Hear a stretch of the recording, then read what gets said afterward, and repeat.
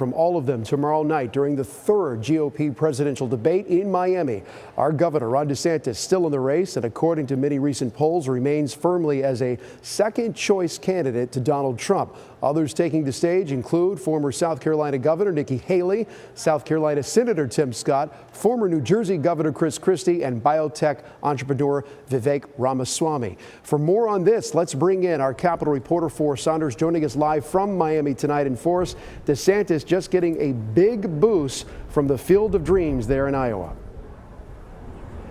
Yeah, you're absolutely right about that. And he really needed it coming into Wednesday night because he was starting to sag in some of his recent polling. So getting that endorsement from Governor Kim Reynolds of Iowa could potentially help him out in the Hawkeye state. Again, he really does need it there. But the question is, will that make him a target on Wednesday night?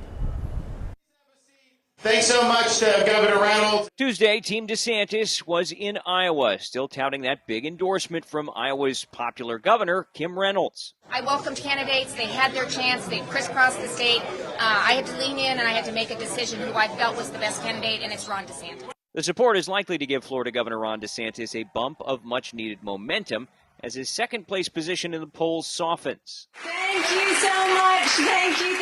He's now tied with former UN Ambassador Nikki Haley in the vital Hawkeye state. It's setting the stage, experts believe, for a battle between the two to be number two Wednesday night. It seems disrespectful to the candidates who make the stage to say that they're fighting for second place. But in reality, that is what is going on. All of the polls show Trump strongly ahead, nationally and state by state. Haley's campaign giving us an early preview of debate night jabs, launching a new attack ad targeting DeSantis' opposition to offshore drilling. The title? These boots are made for lying. Ron DeSantis is against fracking. No, it's not true.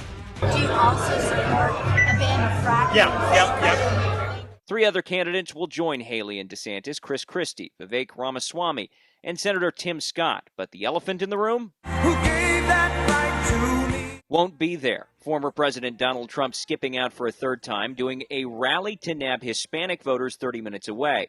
And new polling from the University of North Florida shows he's already sitting pretty in the Sunshine State, leading opponents with 60% support of Republican primary voters. With our democracy and our freedoms on the line, another 4 years of the MAGA Florida blueprint could cause irreparable harm to this nation. Democrats, meanwhile, in Miami to pour cold water on Wednesday's GOP events.